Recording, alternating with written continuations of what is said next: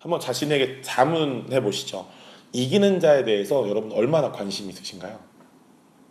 이기는 자. 그리고 나는 과연 이기는 자일까요? 아니면 우리의 삶에 뭐 절망과 패배와 어떤 근심만이 가득한 것 같으세요? 여러분 한번 따라해 보시죠. 나는 반드시 이기는 자입니다. 이기는 자입니다. 여러분의 어떠함이 아니라 하나님이 이미 여러분을 이기는 자로 부르셨고 보내셨어요. 이게 성경의 진리이죠. 오늘의 말씀을 통해서 우리 모두가요, 하나님과 신앙과 우리의 삶에 대한 깊은 오해들이 풀리고 자유케 되어서 하나님께 전심으로 영광을 돌리는 시간을 가지기를 소망해 봅니다. 아멘입니다. 여러분, 그 이기는 자에 대한 어떤 세 가지 힌트가 있는데요, 이걸 연구하면서 굉장히 기뻤던 이유가 뭐냐면요, 여러분 요한계시록의 7교회 보면 예수님이 7교회 보내는 편지잖아요. 근데 공통적인 어떤 단어가 있다는 걸 이 설교를 준비하면서 깨달았습니다. 참고로 저는 설교를 준비할 때 원칙이 있어요.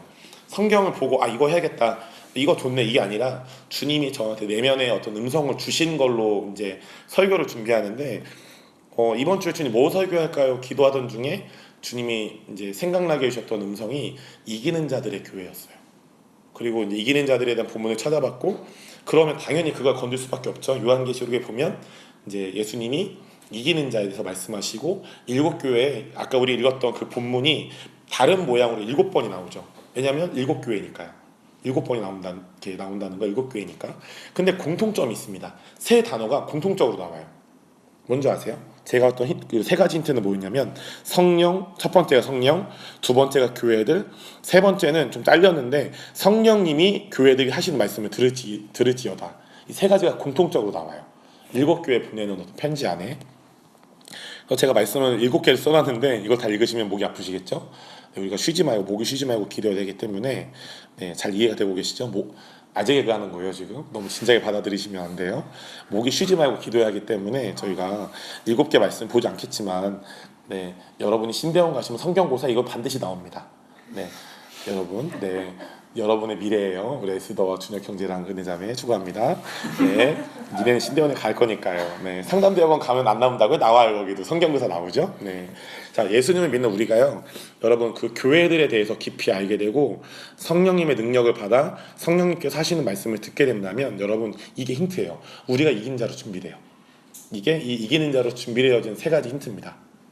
첫 번째 성령이었죠. 성령님을 아는 것, 그분의 능력을 받고, 또 교회들, 하나님이 말씀하신 교회, 이 성경에 나온 교회와 지금의 교회가 뭐가 다른지, 그리고 우리가 성경적인 교회를 꿈꾸고 추구하는 게 중요하고, 세 번째는 성령님께서 교회들에게 하시는 말씀을 들을 줄 알아야겠죠.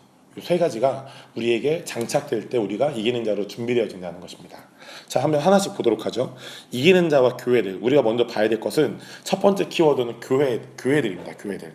성경에 보면, 특별히 신약 성경을 보면 교회 구조가요, 이미 은혜자매 보고 계시죠? 네, 좋습니다. 담임 목사, 부교역자, 평신도의 구조입니까? 담임 목사라는 단어가 성경에 나옵니까? 부교역자 나오나요? 복음 전도사 아닌가요? 아니에요. 그럼 복음을 전하는 사람. 평신도라는 단어가 성경에 있습니까? 없습니다. 나중에 한번 이걸 다룰 때가 있겠지만, 평신도라는 단어는 절대 좋은 의미로 만들어진 단어가 아닙니다. 콘스탄틴 대제 때 만들어진 단어죠. 성도들을 뭔가 이렇게 좀 비하하기 위해서 성직자를 높이고, 콘스탄틴 교회사 배우시면 콘스탄틴 대제라는 왕이 자신의 야욕을 위해서 성직자라는 그룹을 만들고 평신도라는 그룹을 나눠버립니다. 근데 사도행전에 보면, 이따 저희가 보겠지만, 이런 체제가 아니에요. 심지어 목회자와 성도의 그 구분이 없습니다. 이해가 되시죠?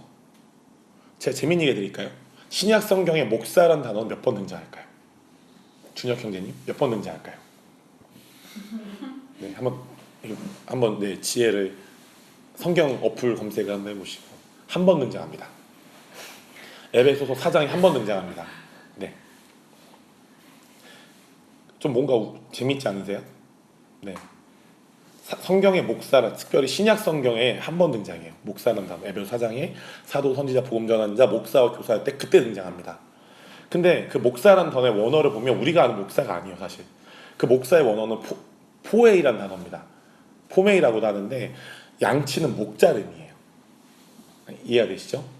이따 저희가 좀 보겠지만, 여러분 우리가 지금의 교회 구조와 우리가 알고 있는 교회 구조와 특별히 신약 시대 사도행전에 나오는 또 그 신약 그 서신에 나오는 교회 구조가 정말 많이 다릅니다. 말씀드렸죠? 신약 교회 당임 목사, 부교육자, 평신도 이런 수직적 구조가 아니었어요. 대놓고 말씀드린 대로 목회자와 성도의 구분이 없었고 모두가 주님 안에서 가족인데 모두가 주님 안에서 사역자였어요. 그래서 저희가 여러분 그렇게 기도하는 마음으로 이 시간 좀 말씀 들으면 좋겠는데요. 이 시간 진지하게 성령님께 진리에 대해 우리의 닫힌 눈을 열어달라 아까 저희가 기도했죠. 그리고 저희가 기도했다면 성령님을 힘입어서 성경을 통해 다시 신약의 교회에 대해서 우리가 경험하고 알아봤으면 좋겠습니다. 한번 보도록 하시죠.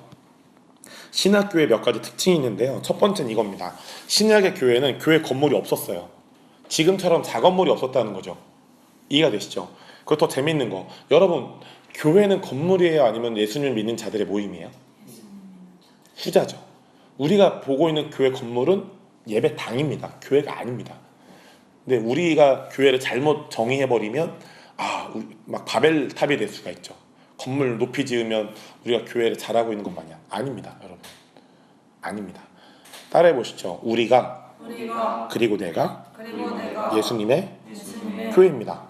그래서 신약의 교회는 교회 작업물이 없었어요. 어디서 모였냐? 가정 단위의 교회를 모였습니다. 가정 단위의 교회. 그럼 이 가정 단위의 교회가 좀 대집회를 모여서 컨퍼런스 같은 걸 하면 어디서 모였냐? 회당에서 모였습니다.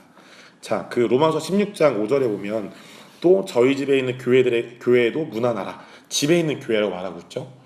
그래서 실제로 이 당시의 교회들은 다 집에서 모여서 예배했어요. 그런 가정교회 네트워크였던 거예요. 여러 가정교회 네트워크들. 그래서 여러분 에베소 교회라고 한다면 에베소 교회만 해도 몇백 개, 몇천 개 가정교회가 있었던 것이고 그 가정교회들이 네트워크돼 있었다는 말인 거죠. 그리고 그들이 가정 단위로 모여서 예배했지만 대형 집회로 할 때는 회당이라는 곳에서 모여서 예배하고 그런 대집회를 열었다는 것이죠. 두 번째입니다. 이건 같이 한번 읽어볼까요? 신약의 교회는부터 사역자였다까지 같이 읽어보겠습니다. 시작.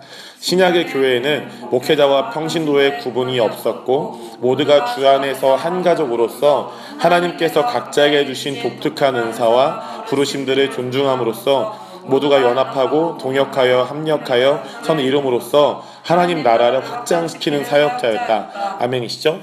그 밑에 보면 읽지 않겠습니다. 사도행전 8장을 보면 저를 보세요. 8장 1절에 예루살렘에 박해가 옵니다. 복음에 대한 박해가 오죠. 그래서 12사도만 남고 모든 성도들이 다 도망가 버려요. 흩어집니다. 이때 모이는 게 교회와 흩어지는 교회 개념이 이때 나오기 시작하죠. 그 중에 한 분이 빌립 집사님이란 분이 있어요. 그 원래 이제 7 집사님 중에 한 분이죠. 사도들이 세운. 근데 이 집사님이 사마리아라는 땅으로 가게 됩니다. 사마리아 땅에 가서 뭘 하죠? 귀신 들리자 막 성령의 능력으로 귀신 쫓고 병든 자를 고칩니다. 기적을 일으켜요. 그래서 불신자의 어떤 사람들에게 능력을 나타냄으로써 예수님을 믿게 됩니다. 근데 재밌는 건 이들이 세례 받은 적도 없고 성령 받은 적이 없는 거예요. 세례를 줍니다. 근데 재밌는 거는 뭐냐면 이 빌립이 이런 사역을 하고 나서 예루살렘에 베드로와 요한이라는 사도에게 요청합니다. 우리에게 오셔서 이 예수님을 간 믿은 자들에게 기도해 주십시오. 두 사도가 예루살렘에서 파송돼서 와서 이 믿지 않았던 예수님이 이제 곧 믿었던 자들에게 안수할 때 성령을 받게 됐다고 성경이 말하고 있죠. 이거를 지금 시대로 한번 해석해 볼까요? 이런 구조로 말하기가 사실 좀 어려운데 성도가 능력을 받아서 어떤 지역에 가서 이제 막 능력을 나타낸 거예요.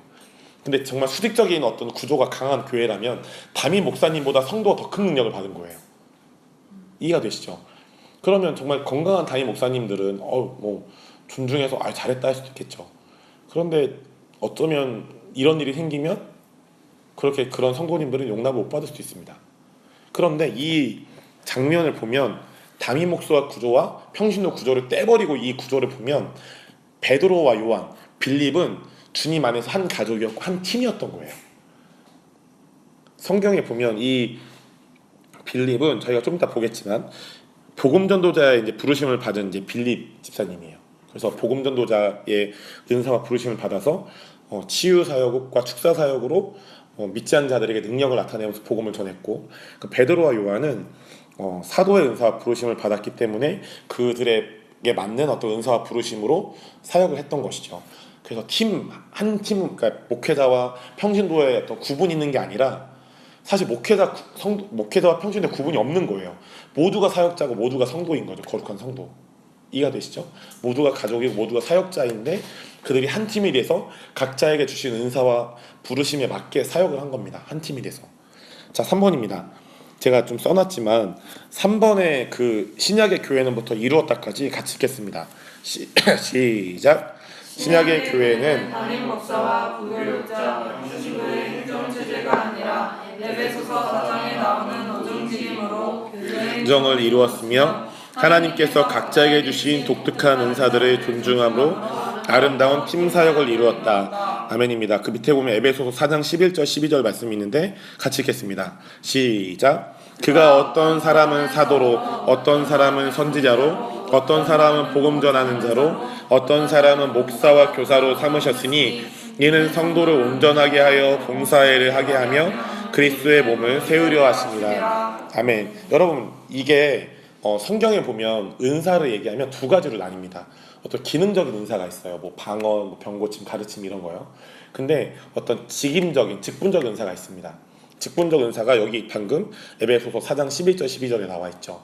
그런데 우리가 직분적 은사를 얘기할 때 복음 전하는 자, 뭐 마음 어렵지 않잖아요. 지금도 은사적으로 있죠.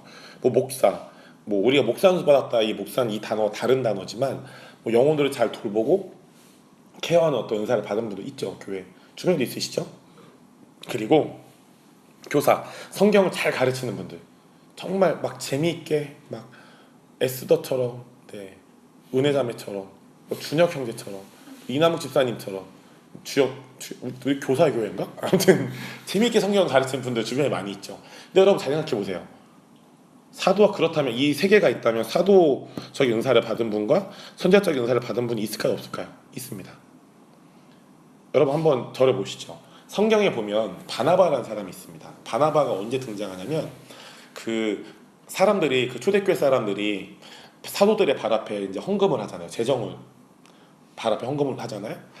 근데 재밌는 구절이 나와요. 바나바가 레위 지파였다고 나와요. 여러분 레위 지파가 뭐죠? 자신의 유업과 재정을 가지면 안 되는 사람들이죠. 사유재산을 가지면 안 되는 사람들이에요. 근데 바나바를 보면 레위 지파인 바나바가 자신의 그 재정을 발 앞에 내려놓습니다. 이 말은즉슨 레위 지파는 불법적으로 사유재산이 있었다는 거예요, 원래. 그런데 하나님의 어떤 감동을 받고 회개하고 자신의 사유재산 다 팔아서 회개하는 심령으로 사도들 앞에 헌금했다는 것이죠. 바나바 첫 등장 굉장히 죄송합니다. 요즘 청년 단어로 굉장히 찌질이에요. 돈 가지면 안 되는데 하나님 말씀에 불순종해서 돈 가지면 안 되는데 돈 가졌다가 회개하면서 사도들의 발 앞에 헌금하면서 이 사람이 성경에 처음 등장하죠. 그 다음 장면이 어디에 등장합니까? 사도 바울이 회심합니다. 근데 예루살렘에 12사도랑 교제하고 싶은데 그런 거예요. 막 무서워서 못 가겠는 거예요. 무서워서 못 가겠어. 무서워. 내가 과거 이런 이 예수님 믿는 사람들 내가 괴롭혔는데 내가 쟤네랑 교제한다고 쟤네가 나를 용납할까 이런 두려움이 있는 거죠. 근데 바나바가 끌고 갑니다. 네가 왜 못 가? 갈 수 있어. 막 예루살렘으로 바울이 끌고 갑니다. 교제를 시키죠.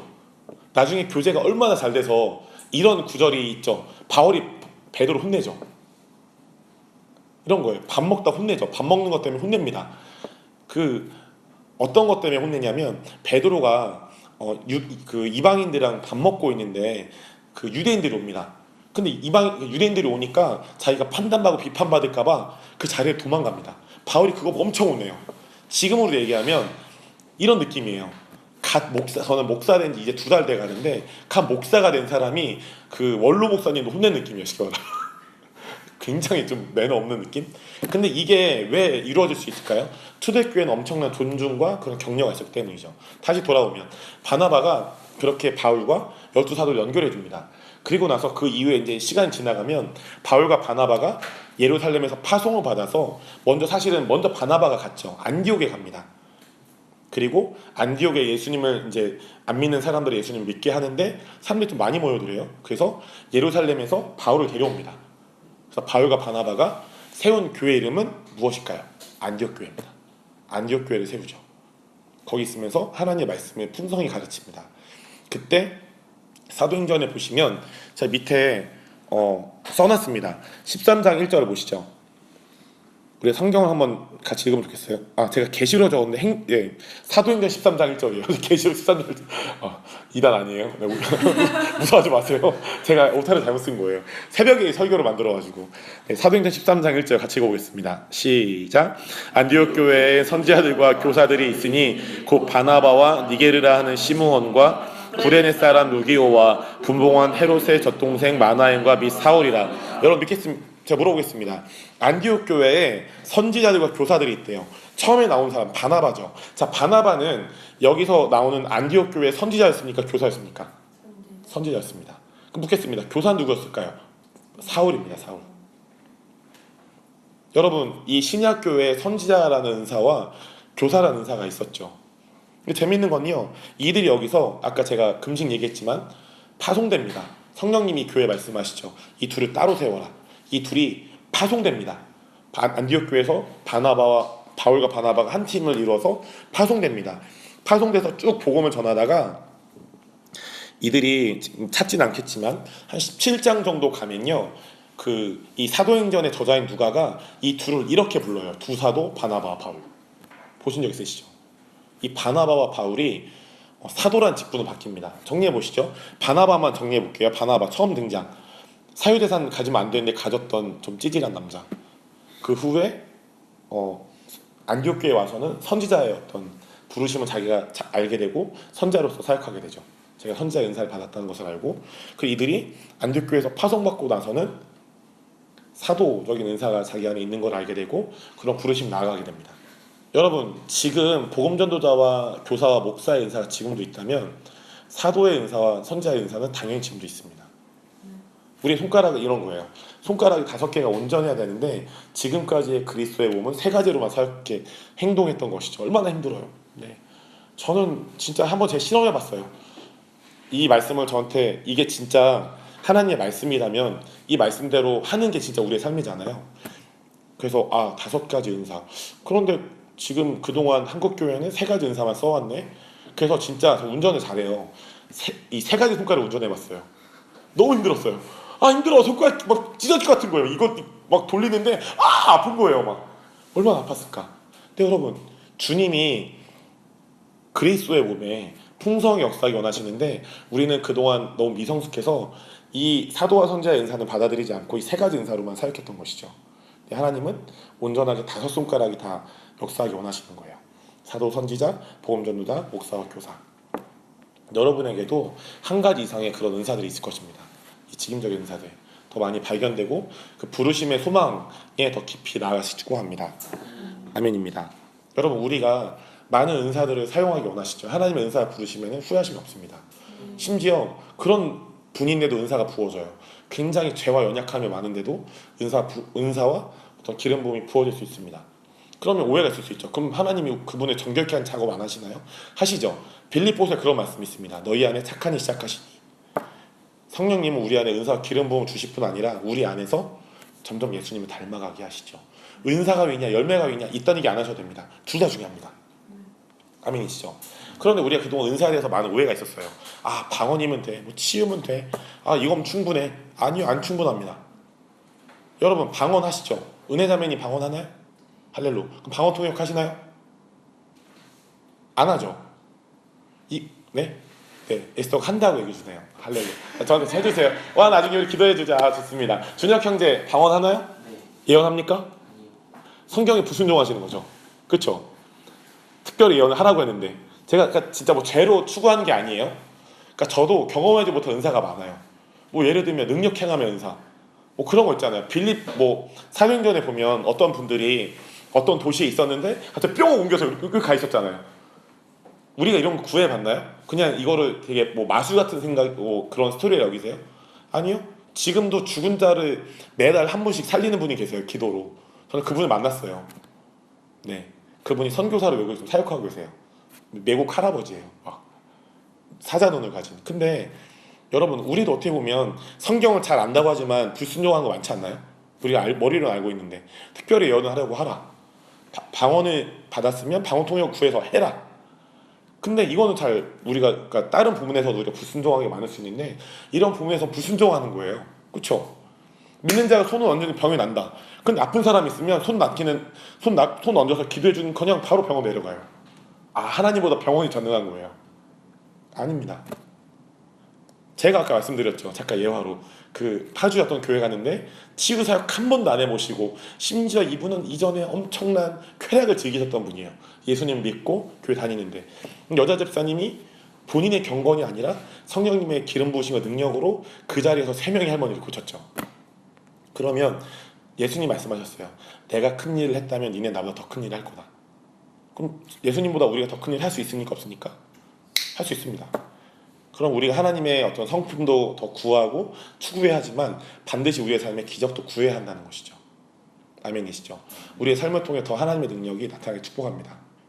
아멘이시죠? 근데 그 집사님이 그렇게 막 암을 고쳤어요. 재미있는 거 거기서 그 암만 고치고 끝나는 줄 알았어요. 근데 이 분이 좀 썬데이 크리스찬인 어떤 여자 자매님 2분과 기도하는데 그 언니가 방언을 심하게 받습니다. 혀가 꼬여서 이렇게 된 거예요. 본인 의지로 안 되는.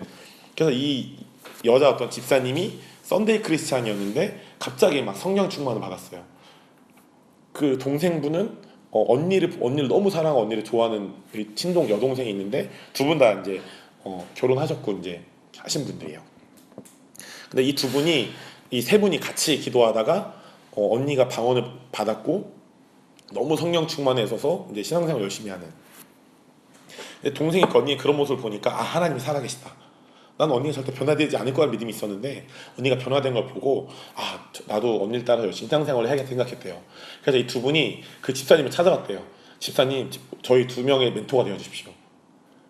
근데 이분은 그런 믿음이 있어요. 난 절대 멘토가 될 수 없어. 난 별로야. 나는 좀 영적으로 깨어있지 않아.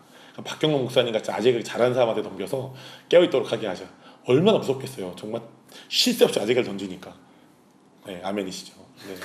저 어떤 교회 설교했는데 2시간 설교했는데 1시간 20분을 아재를 한 적 있어요. 네, 그 영상 편집한 번 정말 힘들었었죠. 네. 근데 이분에게 제가 권유했어요. 여러분 아까 저희가 에베소 4장을 보면요, 오중직임이 등장하는 이유는 성도를 온전케 하고 성도가 진정한 사역을 하게 하고 성도가 그리스도의 몸을 세우기 위한 겁니다. 그러면 제가 그분이 저한테 넘기려고 했던 거예요. 2분의 목사님 케어해주시죠. 자, 이랬을 때 저의 선택은 무엇일까요? 1번 호락호락 내가 케어한다. 2번 호락호락 내가 케어하지 않고 성경의 말씀을 듣면서 집사님이 멘토링을 하게 한다. 저는 어떻게 했을까요? 자, 난 1번이라 생각한다. 네가 했을 것이다. 아니, 다들 저를 파악하셨네요. 아니다, 넌 절대 하지 않았을 것이다. 토스했을 것이다. 2번입니다. 아까도 제 예배 전에 계속 카톡이 왔어요. 그분한테. 목사님, 전 자격이 없어요. 리더가 될 자격이 없어요. 여러분, 그럼 저도 목사가 될 자격이 없습니다. 네, 똑같은 거예요. 근데 여러분 절 따라해 보시죠. 하나님은 우리 모두가 사역자로 살기를 원하신다. 자, 제가 신학생들 한번 말씀드립니다. 이거는 뭐 불신 의심의 마음이 아니에요. 여러분이 지금 목사가 돼야지 막 이런 마음을 가졌지만 나중에 갑자기 또 예를 들어 은혜자매, 난 역시 상담사였어. 내가 하나님이 목사를 원하시지 않나 봐. 그럼 내가 목사가 되려고 했는데 내가 무슨 좋아하는 건 아닐까, 이런 마음 안 가셔야 됩니다. 하나님 우리의 선택을 굉장히 존중하시는 분이에요. 우리의 어떤 소원과 우리의 마음을 기뻐하시는 분이신데 하나님이 갑자기 우리가 목사가 되지 않고 상담사가 되게 하셨다. 근데 그 모습도 사역자죠. 네, 이분은 지금 애 셋을 키우는 여자 2분인데 그렇게 지금 영혼 2명을 막 케어하면서 막 제가 자격이 없어요 해서 막 연락이 오면 제가 또 전화해서 그 성경 말씀을 들이댑니다. 목사잖아요. 네, 들이대면서 잘 케어하면서 집사님 오중사역을 가르쳤죠. 1년 동안. 아멘입니다. 그럼 집사님 사역한 게 맞아요? 아니에요? 해야죠. 그럼 왜 우세요? 영적인 협박을 하죠. 그래서 오늘도 돌려보냈습니다. 저는 그분을 위해서 1년 동안 금식했거든요. 그럼 집사님이 제가 한 이상의 금식과 수고 헌신을 보여주십시오. 그 한 2 영혼을 위해서. 그분 막 싸우고 있어요. 내가 자격이 있나? 또 제 말 들으면 난 또 하는 게 맞지. 또 몸부림치는 거예요. 그러면서 리더가 되는 거죠. 그 남자 여자가 꼬마였다가 이제 점점 이렇게 몸이 자라면 저는 그걸 심하게 겪었어요. 성장통을 심하게 겪잖아요. 우리가 리더가 될 때 성장통을 심하게 겪습니다. 내가 자격이 있나? 막 아픔이 막 내 내면의 아픔이 막 드러나고 연약함이 드러나고. 여러분 따라해 보시죠. 나의 내면과 나의 내면과 내면의 내면의 연약함과 연약함과 아픔이 드러날 때는 아픔이 드러날 때는 하나님의 성장통의 시기다. 하나님의 성장 여러분은 리더로 부르신 시기예요. 여러분이 뭔가 잘못해서 그런 게 드러날 수도 있지만 하나님은 그것들을 합력하셔서 선을 이루시죠. 여러분을 리더로 부르시는 거예요. 이 두 분이 결국 그 두 분을 제자와 하시기로 결정하시고 계속 엎치락뒤치락 하고 계시죠. 근데 이 집사님 처음 만났을 때 굉장한 상처가 많았어요. 제가 1년 동안 금식했어요. 지금 정말 많이 좋아하셔서 이제는 영혼들이 막 본인이 영혼을 막 전도하려고 한 게 아니에요. 영혼이 붙어요. 그럼 이분은 교회를 개척한 걸 거 아닐까요? 개척했죠. 성도인들 교회를 개척했죠. 여러분 저를 따라해 보시죠. 사도행전에 보면 사도행전에 보면 오히려 성도들이 오히려 성도들이 교회를 개척하는 게 교회를 개척하는 게 진리였다. 진리였다. 아멘이시죠? 네. 우리 성도들에게 막 교회를 개척하고 다녀요. 로마 교회, 로마서에 나온 로마 교회, 사도벌이 개척했나요? 아니요. 오순절 마가다락방 때 그 성령을 받을 때 로마인들이 있었죠. 그 주석을 보면 그들이 성령을 받고 너무 막 성령 충만해서 로마에 가서 사도 바울한테 얘기 안 하고 막 교회를 세워요. 그리고 사도 바울에게 편지 보냅니다. 사도 바울 선생님 저희가 오순절 마가다락방 때 성령을 받고 교회를 세웠는데 제가 당신과 네트워킹하고 싶습니다. 정렬하고 싶습니다. 사도 바울이 그것을 알고 이제 로마 교회에 관심을 씁니다. 그래서 편지를 주고받다 쓴 게 로마서죠. 내가 너희에 가서 신령 은사를 나눠주기 원한다. 그러면서 복음의 진수를 다루게 되잖아요. 로마서의 그 이유 때문입니다. 자, 그런 이유가 있습니다. 자, 좀 넘어가면 이기는 자와 성령에 대한 부분이 있는데요. 여러분 성경을 보면 예수님이 십자가에 죽으시고 나서 절망과 패배감에 휩싸였던 제자들이 어떻게 놀라운 기적들을 일으키고 하나님 나라를 확장시킬까요? 여러분 오순절 마가다락방의 성령님의 방문 때문입니다. 성령이 우리에게 임하시면 오직 성령이 너희에게 임하시면 너희가 권능을 받고 예루살렘과 온 유대와 사마리아와 땅끝까지 이르러 내 증이 되리라 하시니라 나와 있죠. 여러분 여기에 제가 오래전부터 제 안에 품어져 있던 깊은 계시를 좀 나눠드리죠. 여러분 그 요한계시록의 이기는 자에 대한 말씀을 보면요, 성령이란 단어가 이기는 자에 대한 말씀이 항상 등장해요. 이기는 자하고 성령이 교회에게 하신 말씀을 들을지어다. 그런데 이 원리가 무슨 원리냐면 우리가 이기는 자가 되는 데 있어서 성령님은 굉장히 중요한 역할을 하신다는 거예요. 여러분 밑에 보면 이제 좀 재미있는 게 있는데 흥미로운 게 이기다라는 단어가 영어로 오버컴입니다. 이 단어는 두 단어가 조합되어 있어요. 오버란 단어, 위로부터란 단어죠. 그리고 오다란 단어가 조합되어 있는데 자 위로부터 오다 뭘 의미하는 거죠? 성령님입니다. 성령님이 위로부터 오실 때 우리가 이길 수 있고 우리 어떤 연약함과 아픔과 내면의 상처, 쓴뿌리, 견고한 진, 심각한 죄와 중독도 이길 수 있습니다. 제가 그 수혜자고요. 여러분도 그 수혜자시죠. 저는 초등학교 3학년 때부터 술을 먹었습니다. 네. 친구네 집에 놀러 갔다가 친구 아버님이 조폭이었어요. 집에 갔는데 냉장고 열었는데 나 배고파 친구야. 남자였어요. 밥 줘. 맛있는 거 없냐 했는데 마실 거를커녕 반찬은커녕 술만 사시게 있는 거예요. 친구가 야 나 이거 한 잔씩 매일 엄마 아빠 몰래 먹는데 우리 먹어볼래? 40개 언제 하나씩 다 먹어요. 야 섞었죠. 먹었는데 안 취하는 거예요. 그때는 불신자였습니다. 초등학교 3학년 때 술을 먹었는데 제가 20살 때 예수님 영접하게 됩니다. 근데 예수님 영접하고 제가 술을 끊었을까요? 못 끊었을까요? 못 끊었어요. 왜요? 제가 중3 때부터 24까지 육신의 아버지가 저희 가정을 굉장히 힘들게 했습니다. 아버지는 저를 한 번도 때린 적이 없는데 그 나머지 이외 거 그 때리는 거 말고는 다 했어요. 그 이외 거를 다 한 거예요. 너무 힘들었던 거죠. 예수님을 영접했는데 제 안에 결핍이 있으니까 그 결핍이 술을 부르게 되는 것이죠. 근데 재미있는 건 뭐냐면 제가 22살 때인가 그 개척교회를 섬기다가 성령님이 초자연적인 방문을 받고 영안이 열려서 예수님 보게 됩니다. 그리고 그 이후부터 그냥 청년이에요. 22살 제 청년.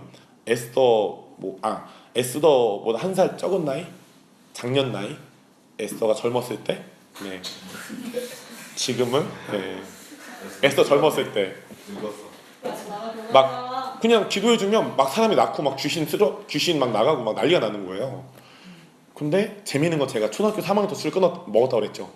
20살 예수님 영접하고도 술 먹었다고 그랬죠. 재미있는 건 22살 때 성령의 초자연적 방문을 받고 그날 바로 끊어졌어요. 그날부터 지금까지 술을 먹은 적이 없어요. 지금 술 냄새만 맡아도 취할 것 같아요. 막 이러고. 근데 재미있는 원리를 발견했는데 어떤 교회에 예배를 드려 갔는데 성찬에 진짜 담근 포도주가 나오는 거예요. 먹었는데 살짝 아달달하더라고요. 그 소량의 알코올이 있어서. 네. 근데 살짝 행복한 느낌이 드는 건 왜일까? 죄송합니다. 근데 그 여러분 우리가 제가 그 수혜자로 말씀드렸죠.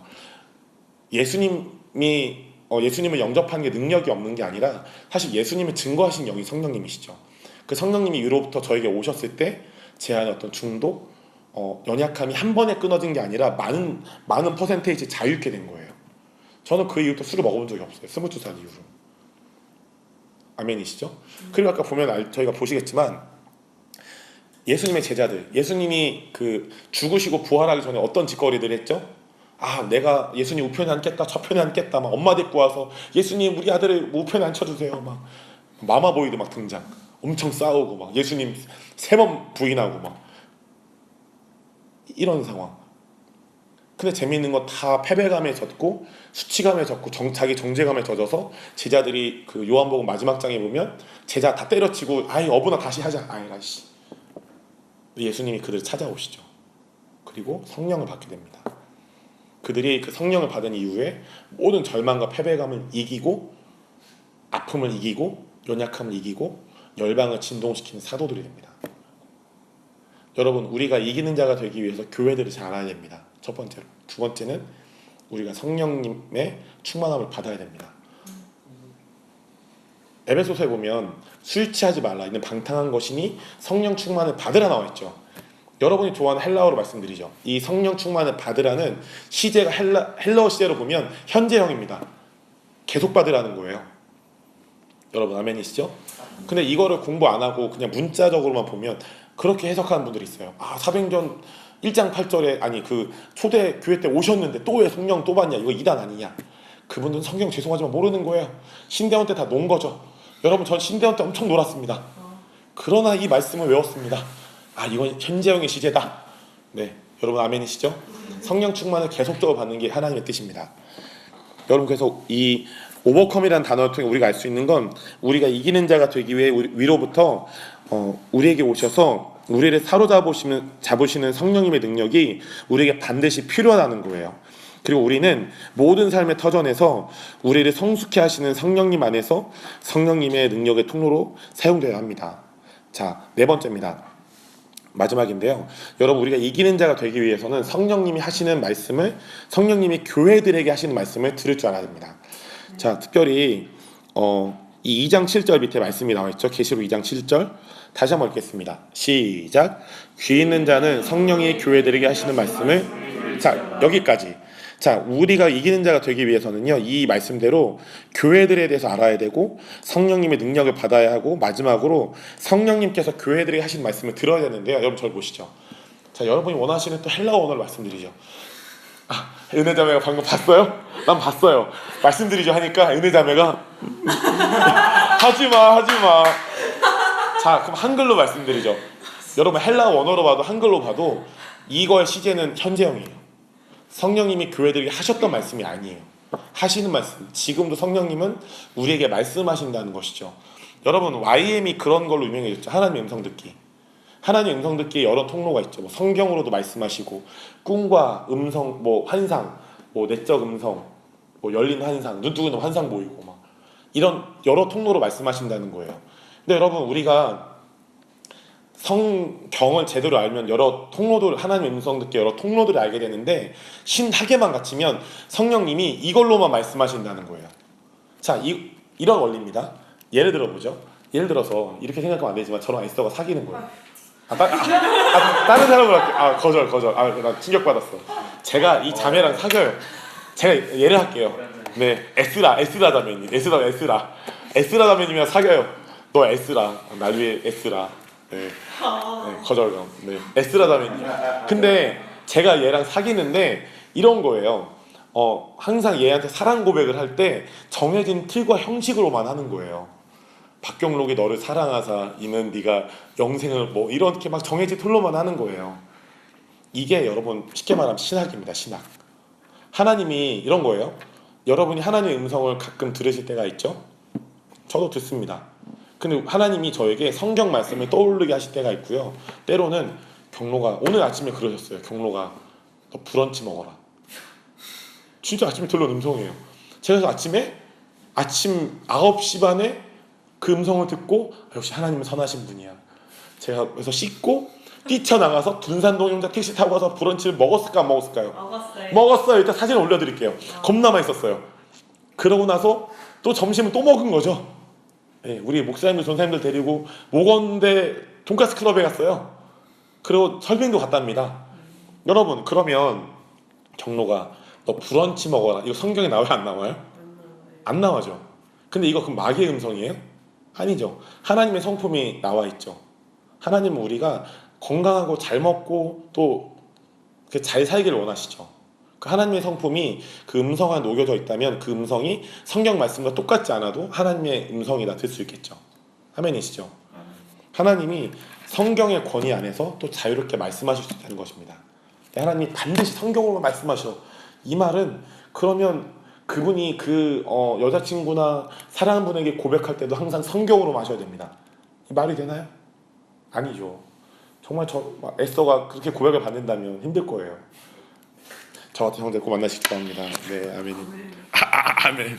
네, 그렇습니다. 여러분, 그래서 이 말은 성령님이 지금도 우리에게 말씀하시는 의미고요. 우리가 이기는 자가 되기 위해서는 우리가 하나님의 음성을 듣고 행하는 예언적인 성도, 예언적인 교회가 되어야 한다는 것입니다.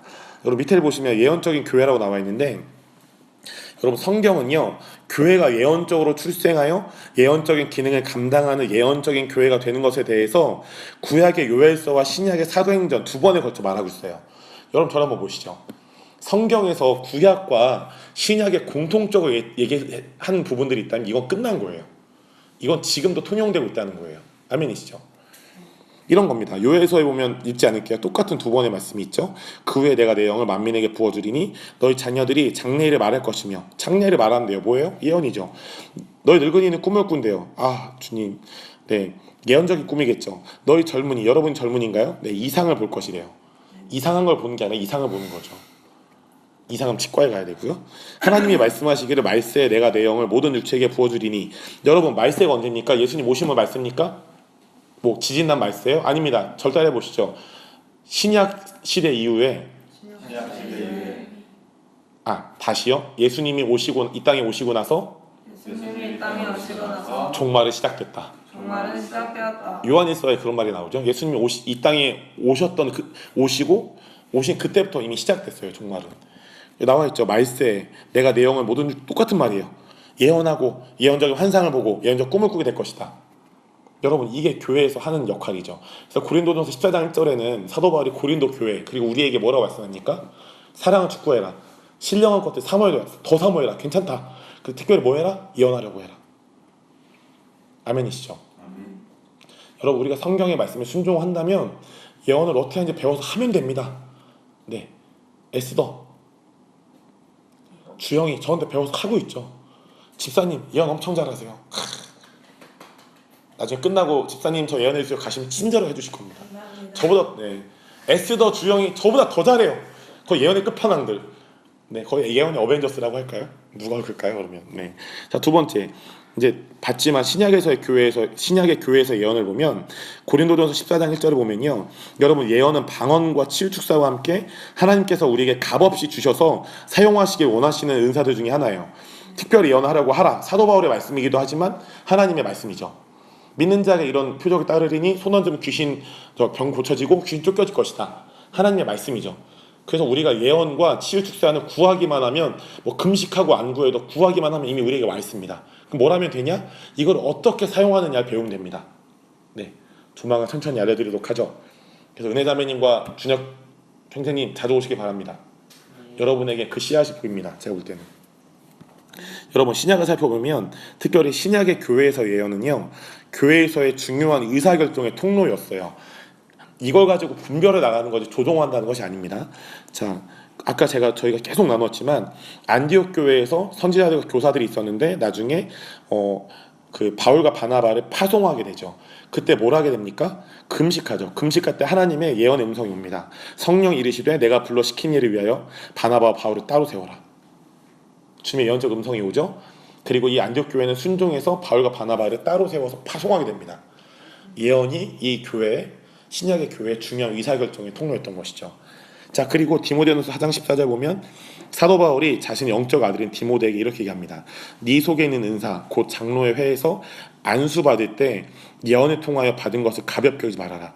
예언을 통해서 어떤 충고들을 받았고 가르침들을 받았는데 이것들이 디모데가 여러분 이때 어떤 때였냐면 사도 바울 대신 에베소 교회 그 후임 목회자로 가게 됩니다. 그럼 에베소 교회 후임 목회자로 네가 살아갈 때 네가 예언받았던 그 예언적인 충고와 가르침을 잘 살아내라. 이것들을 가지고 교회에서 잘 의사결정을 해라 이렇게 얘기했던 것이죠. 여러분, 그리고 제가 재밌는 걸 찾아냈어요. 와, 여러분, 신약의 교회에서 예언은 제자를 양육한 통로로 사용되기도 했습니다. 저 이게 되게 놀라웠어요. 디모데전서 1장 18절 읽어주시죠. 시작. 아들 디모데야 내가 내게 이 교훈으로서 명하노니 전에 너를 지도한 예언을 따라 그것으로 선한 싸움을 싸우며. 여러분, 바울이 디모데에게 예언한 거예요, 안 한 거예요? 예언했죠. 사도 바울이 영적 아비로서 예언해준 그 예언을 가지고 선한 싸움을 하라는 거예요. 아멘이시죠? 왜일까요? 그 예언이 정말 하나님의 음성이 맞다면 내가 그것을 하나님의 말씀으로 받아들일 수 있기 때문이죠. 아멘이시죠? 근데 이 사도 바울은 어떤 성경을 잘 가르쳐서 제자 양육을 하기도 했지만 성령님의 은사들 중에 하나인 예언으로서 이 디모데를 양육하기도 했습니다. 아멘이시죠? 그래서 우리 안에 여러분 그런 종교적인 틀이 깨져야 됩니다. 제자 훈련은 꼭 성경으로만 해야 돼. 여러분, 성경 안에 은사가 있죠. 은사로도 제자 양육을 할 수 있다는 걸 사도 바울이 보여주고 있습니다. 자, 여러분, 제가 그 삼성동에 사역을 하러 갔는데 제가 조만간 사진을 올려드릴게요. 삼성동에 사역을 끝나고 이제 버스를 타려고 거기서 저희 집에 한 번에 간 버스가 있어요. 제가 참고로 삼성동에서 예전에 전도사로 한 5년을 사역했습니다. 근데 제가 항상 버스 타던 곳인데 어떤 골목에 갑자기 보고 싶어서 골목을 봤는데요. 그런 게 보였어요. 감리교회 D.L. 무디가 굉장히 유명하죠. 그래서 감리교회에서 세운 교회 같은데 D.L. 무디 기념교회라는 어떤 교회가 있었어요. 근데 그 옆에 무슨 간판이 있냐면 제 이름은 박경록입니다. 그 D.L. 무디 기념교회 간판 옆에 뭐라고 써 있었냐면 경록 지식센터. 경록 지식센터. 진짜 웃긴 건 경록이라는 단어가 제 영어 스펠링이랑 완전 똑같이 있는 거예요. 너무 당황해서 사진을 찍었어요 그때. 그래서 이게 하나님의 무슨 마음일까 했는데 D.L. 무디는 참고로 어떤 목사님 때문에 그 콜링을 받아서 성도, 그러니까 저는 평신도라는 단어를 굉장히 싫어합니다. 성도로서 열방을 제자화한 설교자예요. 엄청난 사람이에요. 이 사람은 신학을 한 적이 없어요. 그러니까 집사님 주영이 신학생이구나. 네. 침례신학대학교로 다니게 돼요. 집사님도 D.L. 무디 같은 엄청난 설교자시죠. 네. 여러분, 그래서 제가 어떤 감동을 받았냐면 D.L. 무디와 같은 그런 열방을 제자화하는 그런 사역자들을 하나님이 일으키게 하실 것이다. 저를 이렇게 사용하실 것이다라는 어떤 예언적 감동을 받았습니다. 그러니까 재밌는 건요, 제가 주일날 파주에서 할머니 할아버지들 이렇게 사역하고 왔다 그랬잖아요. 사역을 하고 오는데 제가 항상 핸드폰 내비를 킵니다. 내비가 말씀하시면 전 갑니다. 네, 내비가 말씀하시지 않으면 전 갈 수 없습니다. 그럼 내비를 찍고 제 집에 오는데요, 내비를 딱 보는데 뭘 봤냐면 그 내비가 가고 있는 길이 부흥로인 거예요. 그 제가 너무 재밌어서 운전하다 말고 바로 캡처했습니다. 제가 며칠 전에 페북에 다 올렸습니다. 이건 뭔가 예언적 여정을 밟고 있다. D.L. 무디 교회 옆에 내 이름이 적혀 있고 내가 사역하고 오는 길이 실제로 부흥로고예요. 리바이벌 스트리트. 어썸. 영어 눌렀어요. 네? 좋아요 눌렀어요. 눌렀어요? 눌렀어? 네. 눌렀네. 켜줘야지. 왜 눌렀어? 네. 여러분, 그리고 제가 그날 월요일 날 사역을 하고요. 잠깐 집에 가는데 저희 집은 이제 서울 방학동이라는 아주 좋은 변두리에 있습니다. 강북이에요. 그때 버스를 기다리는데 153이라는 버스가 갑자기 확 지나갔어요. 근데 제가 재미있는 건 최근에 어디를 걸어가면요, 그 전파사에 그 사다리 팔잖아요. 그 사다리에 뭐라고 적혀 있냐면 153 사다리라고 적혀 있는 거예요. 이상하다. 계속 153이 보이고 최근에는 어디 목사님들 회의를 하러 갔는데 펜이 없는 거예요. 그래서 어떤 목사님한테 목사님도 펜 좀 빌려주세요 했는데 이분이 필통에서 꺼내서 딱 준 펜이 153 모나미 펜이었어요. 그게 다 한 주간 있던 일이에요. 153 계속 보여줬습니다. 저희 집에서 제가 오래 살았거든요. 그 동네에서. 애써와 저는 같은 동네에 삽니다.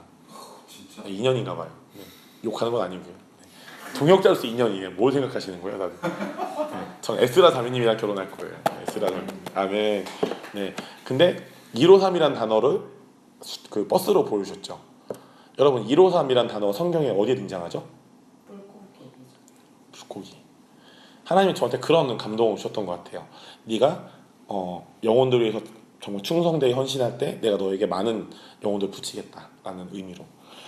여러분 그렇기 때문에 여러분들이 이 예언적 여정을 풍성을 즐기시기 축복합니다. 이건 절대 신비적 여정이 아니에요. 전 진짜 무서웠어요. 이런 거죠.